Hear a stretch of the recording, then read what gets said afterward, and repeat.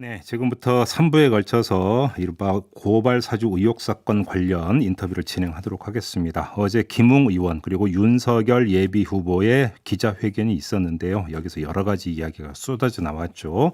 자, 이걸 어떻게 지켜봤는지 고발 사주 의혹 사건을 최초 보도했던 뉴스버스의 발행인 이진동 발행인 연결해서 이야기 나눠보겠습니다. 나와 계시죠? 예, 예. 네, 안녕하세요.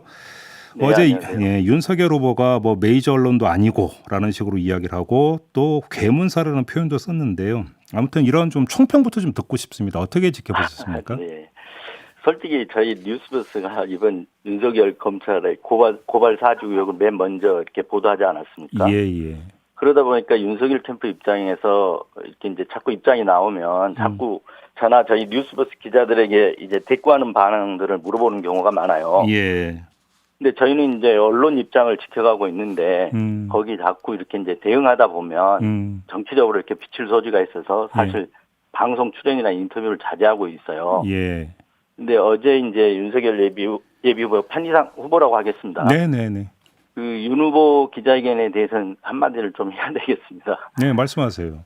네, 그 편향적인 언론관이라고 이렇게 얘기를 하셨는데, 그러니까 편향적인 언론관이라고 저희는 보고 있습니다. 네.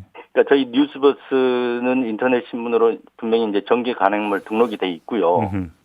저희가 1인 미디어는 아니지만 예. 1인 미디어 같은 경우 언론으로 보지 않는 그런 언론관이지 않습니까? 예. 예.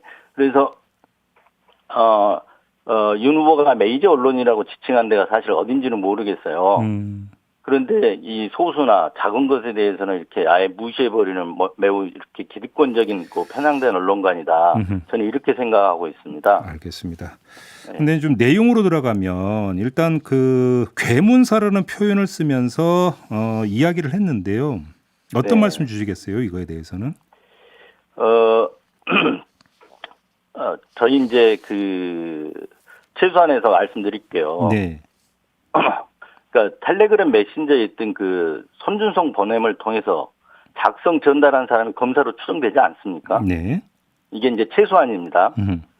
그 법조인 대관에 수록된 그 2만 명 넘는 그 법조인 중에 손준성 이름이라는 거는 대검 수사정보정책관, 그 당시에 수사정보정책관 한 사람이에요. 예. 그러니까 이를 메신저로 받은 사람은 또 그 전 검사이자 당시 국회의원은 후보였고요. 예. 지금 현재 국회의원이죠. 예. 이 국회의원은 전달했을 수 있다 이렇게 얘기를 하지 않습니까? 그럼 부인하지 않은 상태잖아요. 예. 그리고 그 전달된 고발장이 지금 야당 법률지원단에 전달했을 거란 정황이 예. 구체적으로 조금 나오고 있지 않습니까? 네. 그게 이제 4월 8일 최광욱 의원에 대한 추가 고발장, 예. 그리고 이제 미래통합당이 그때 8월 달에 이 고발장, 이게 판박이처럼 상당히 이렇게 상당 부분 일치하잖아요. 예. 예. 이걸 이제 우연의 일치라고 보기는 어렵고요. 그리고 나서 그 텔레그램 대화를 캡처한 사람이 지금 특정이 돼 있잖아요. 예. 그 제보자. 예. 예. 그 텔레그램 그리고 전달할 때 사용한 휴대폰은 또 대검에 제출된 상태 아닙니까? 그런데 이런 상황들에서 예. 그거를 괴문서라고 저희 보도를 지칭하는 것 같은데 예. 이걸 괴문서로 주장할 수 있는지 좀 이제 윤 후보가 검사대로 돌아가서 한번 생각해 보시면 좋겠다 이런 생각입니다. 어제 윤석열 후보는 그런 이야기를 한 적은 없고 그 전에 저희가 윤석열 캠프 인사하고 인터뷰를 할 때 네. 손준성 보냄이라고 하는 그러니까 이 캡처 화면 같은 경우는 누군가 마음을 먹으면 그러니까 손준성 이름으로 입력해놓고 보내면 된다라고 하는 어떤 그 조작 내지 공작의 가능성을 제기를 했는데 이 점은 어떻게 생각을 하세요? 그 손준성 명의 차용 주장은 네. 한번 상식적으로 생각을 해보자고요. 예. 그럼 이게 1년이 더 훨씬 지난 일이잖아요. 그렇죠. 그러면 1년 넘게 지난 뒤에 이런 논란이 일 수 있다는 걸 예상으로 해가지고 이미 명의를 차용해서 예. 손준성이라는 이름으로 이렇게 보냈다? 예. 이건 설득력이 한참 떨어지잖아요. 알겠습니다. 제보자에 대해서 어제 윤석열 후보가 이야기한 건 어떻게 받아들이십니까? 어떤 부분을 말씀하시는 건가요? 예를 들어서 과거에 그 사람이 어떤 일을 했는지 여의도판에서 모르는 사람이 없고 다 들었을 거다. 그리고 어떻게 이런 사람을 공익제보자로 받아줄 수 있느냐라는 취지의 주장도 했는데요. 예. 이 부분에 대해서는 어떻게 받아들이십니까? 이제 그분이 공익신고자는 맞고요. 네. 근데 윤 후보께서 이제 사실관계에 대해 먼저 해명을 이렇게 먼저 하셔야 되는데 네. 저희 이제 사실 그 제보자는 저희 취재에 응했을 뿐이에요. 네. 어제 이제 전육수 기자, 그 취재를 했던 전육수 기자가 취재 경위에 대해서도 저희 뉴스버스에 지금 기사가 올라와 있습니다. 네. 근데 그걸 보시면 알겠지만 그 제보자라는 분은 처음에 손준성 검사의 손준성이 누군지도 잘 몰랐어요, 신분을. 예. 예, 뭔가 알아야, 그런 걸 알아야 의도도 하고, 이렇게 이렇게 좀 공작도 하고 이러지 않습니까? 예. 근데 알지도 못하는 상태에서 저희 취재에 응했을 뿐이에요. 예. 근데 그 제보자를 공격을 하고 있는데 저는 전형적인 메신저 공격이라고 생각합니다. 그렇게 보시는 거예요. 근데 일단 네네네. 여의도판에서 모르는 사람이 없다라고 하는 윤석열 후보의 표현을 보면 네. 이제 언론에도 조금씩 보도가 되고 있는데 여의도 정가에서 아무개더라라고 이제 그러니까 돌고 있는 사람이 있지 않습니까? 이 사람을 네. 제보자로 확신을 하고 어제 이렇게 언급을 한 것 같은데 네네. 자 일단 그 윤석열 후보가 지금 여의도에서 돌고 있다라고는 아무개 그냥 A 씨라고 하겠습니다. 네네. A 씨를 거의 제보자로 기정사실화하고 발언한 것은 맞는 이야기입니까? 틀린 이야기입니까? 그것도 지금 이제 공익신고가 된 상태이기 때문에 예. 그것도 제가 말씀드릴 수는 없어요. 예. 다만 정치권에 있던 사람이니까 네. 정치권 인사들 많이 알겠죠. 예. 그리고 근데 하나는 캠프 쪽에 몸담고 있다고 듣지는 않았습니다, 제가. 아 그래요? 네. 그리고 예. 저나 이제 그 취재했던 전혁수 기자가 이미 밝혔지만 네. 국민의힘 측 사람이다. 여기까지는 저희들이 이제 예. 밝혔죠. 예. 예, 그렇지만 지금 현재 캠프에 몸담고 있지 않고요. 그리고 그 이상은 근데 말하기가 좀 곤란합니다. 알겠습니다. 뭐 그건 뭐 네. 충분히 그 어떤 취재 말씀인지 이해는 되는데요. 그럼에도 불구하고 그 질문 하나만 더 드리겠습니다. 어젯밤에 네. 그 이분이 이제 그 본인의 그러니까 실명을 걸고 본인의 페이스북 계정에 글을 올린 거 보셨죠, 발행인님? 저는 모르겠습니다. 예, 이분이 그냥 A 씨라고 하겠습니다. 이제 그러니까 네. 본인의 페이스북 계정에 올렸으니까 실명을 공개를 한 거죠, 이분이. 그러니까 결국은 그럼에도 불구하고 일단 실명은 언급을 안 하겠는데 네. 그 이분이 그러니까 자신의 페이스북에 글을 올려서 허위 사실에 의한 명백한 허위 사실에 의한 명예훼손이라고 주장을 했는데 그 이야기는 지금 여의도 정가에서 돌고 있다라는 그 본인은 자기가 아니라고 부인을 한 거거든요. 네. 자, 그래서 그러니까 다시 한번 질문을 드려보겠는데요. 여의도 정가에서 돌고 있는 그 사람이 아닐 수도 있는 겁니까? 아니, 제가 여의도 정가에서 언급되고 있고 돌고 있는 사람이 누군지를 몰라요. 그래요. 네. 알겠습니다. 그러고 나서 그분이다 아니다라고 이렇게 말할 수는 없을 것 같아요. 알겠습니다. 뭐 저희 질문 드리는 저도 좀 약간 답답한 부분이 있기는 합니다. 왜냐하면 뭐 그렇다고 여기서 실명을 거론하면서 질문을 드릴 수도 없기 때문에. 그렇겠죠. 그런데 이게 상황이 어떻게 전개되느냐에 따라서 저는 그 제보자가 여러 선택을 할 거라고 봐요. 아, 예, 무슨 말씀인지 알겠네요. 자, 지금 그러니까 이 터무니없는 공격이 이제 들어오고 있는데 그 제보자도 여러 가지 생각을 하지 않겠습니까? 그러게요. 뭐 수사기관에 가서 이제 진상 규명을 하는 방법도 있을 거고요. 예. 뭐 여러 가지 이제 방법이 있을 텐데 그 부분은 추후에 진상 규명 과정이 어떻게 되는지 이런 것들은 좀 차분히 저희들이 지켜볼 필요가 있겠다. 알겠습니다. 이 정도 선에서 말씀드리겠습니다. 자, 뉴스버스에서 그저께 이 제보자가 공익신고자가 됐다라는 기사를 올린 바가 있고요.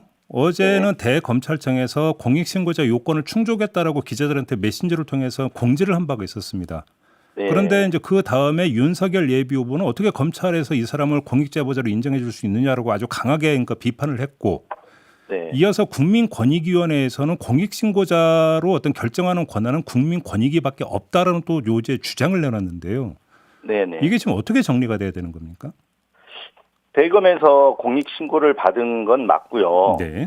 그리고 이제 어제 국민권익위에서 어떤 그 입장을 냈다는 걸 저도 이제 낸 입장을 봤습니다. 네.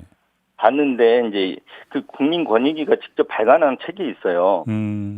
2019년 국민권익위가 이제 공익신고자 보호법 전문 해설서라는 걸 발간을 했고 이게 홈페이지에도 떠 있습니다.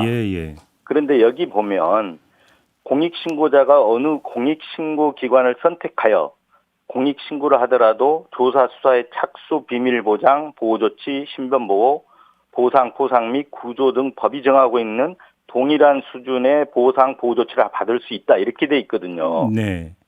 뭐 그러니까 이게 어디 다른 데서 나온 게 아니라 권익위 홈페이지에 떠 있는 공익신고자 보호법 전문 해설서입니다. 네. 근데 이 대검의 어떤 공익신고라든가 이런 거를 인정을 안 한다? 이건 말이 안 되는 것 같고요. 네. 그리고 이제 이게 공익신고 대상의 어떤 범죄냐, 이 부분은 저는 대검이 다 검토를 했다고 봅니다. 그래요. 네. 그런데 이제 바로 여기서 이제 저희도 그래서 변호사 몇 분께 이제 자문을 구해봤더니, 그래서 공익신고 접수 대상 기관에는 수사기관이 포함이 되죠. 그럼 법에도 명시되어 있고. 네네. 그렇기 때문에 대검찰청이 이제 공익신고 접수를 받는 건 전혀 문제가 없는 거고요. 다만 네네. 공익신고자로 이 사람을 결정을 하느냐 마느냐라는 권한이 그러면 접수처에도 있느냐 없느냐, 이게 지금 쟁점인 거잖아요. 간단히 정리를 하면.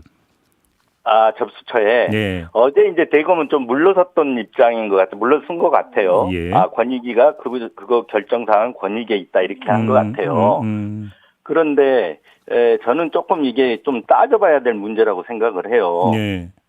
왜냐하면 법에 공익신고기관이 이렇게 복수로 규정이 돼 있는데, 예. 만일 권익위만 공익신고자 인정하는 권한이 있다면 공익신고기관이 공익신고자 이제 인정을 위해 가지고 예. 권익위에다가 이첩을 해야 되잖아요. 네네네. 이런 절차 규정이 있어야 되는데, 법에 있어야 되는데 네. 그런 조항이 없어요. 그러니까요. 이건 예. 그래서 이거는 공익신고기관도 어떤 신고자 지위를 인정할 수 있다는 취지로 해석하는 게 맞지 않냐? 예. 저는 이제 이렇게 생각해 볼 수 있다고 보는데, 알겠습니다. 이 부분은 이제 조금 더 논란이 좀 있을 수 있다고는 생각합니다. 알겠습니다. 근데 이제 아무튼 네. 이 제보자가 이제 대검찰청에 이제 공익신고를 했을 때 그 이후에 그러면 뭔가 이 제보자께서 대검찰청으로부터 뭐 그러니까 공익신고 이유 어떤 조사라든지 이런 걸 받으셨나요? 아, 그거는 저희 뉴스버스에 보도를 했는데, 네. 그 휴대폰까지 제출을 했습니다. 네네. 그러니까, 네. 그러니까 조사를 받았다는 얘기죠. 자료 제출도 하고. 그러니까 자료 그 제출을 조사라는 게 이제 어느 수준의 조사인지는 모르겠는데, 네. 공익신고자로서 신고를 내용을 다 이렇게 적었을 거고요. 그리고 거기에 준하는 어떤 자료라든가 이런 걸 다 제출한 걸로 알고 있습니다. 알겠습니다. 다른 문제로 넘어가겠는데요. 예를 들어서 이제 그 국민의힘의 장제원 의원 같은 경우는 뉴스버스가 김웅 의원의 1차 녹취록을 취사 선택해서 보도를 했다, 이렇게 주장한 바가 있습니다. 어떤 말씀 주시겠습니까? 장제원 의원 주장과 관련해서는 네. 저희가 이제 그 통화를 2번 했는데 첫 번째 거는 왜 얘기를 하지 않았냐, 이런 얘기시죠. 그거죠. 예. 네. 근데 2번 한 건 맞고요. 이제 통화를 2번 하게 된 계기는 저희가 이제 9월 2일 보도를 했는데, 네. 그러려면 저기 반론 해명을 받아야 되잖아요. 네. 그래서 9월 1일 밤 9시 반쯤에 저희가 첫 전화를 했어요. 그리고 나서 첫 질문이 뭐였냐면, 이 취재는 전혁수 기자가 했는데 첫 질문은 저하고는 다 상의를 했기 때문에 저도 알고 있거든요. 예. 일단은 손준성 검사가 이제 김웅 의원이죠. 해서 뭔가를 넘겨서 그게 당에 전달됐다. 발행님 약간 좀 추격을 해주셔야 될 것 같습니다. 시간이 다 돼가지고요. 아, 예. 그러니까 고발장을 받아서 전달을 했다. 예. 그런데 이제 그러니까 그 명시적으로 이렇게 물어본 건 아니지만 그런 과정이 있었는데, 그 과정에서 윤 총장한테 직접 요청을 받았던 거냐라고 예. 물어본 거예요. 알겠습니다. 그러니까 김웅 의원이 직접 요청을 받았던 거냐. 저희들은 손준성 보냄이라는 이 문자가 있었기 때문에, 이 캡처물이 있었기 때문에 알겠습니다. 한 단계 뛰어넘어서 물어본 거였죠. 알겠습니다. 그런데 그때 연결된 게 없다. 윤 총장은 전혀 상관없다라고 말씀하신 거예요. 알겠습니다. 여기서 마무리를 해야 될 것 같습니다. 고맙습니다, 아, 발행인님. 네. 네, 뉴스버스의 이진동 발행인이었습니다.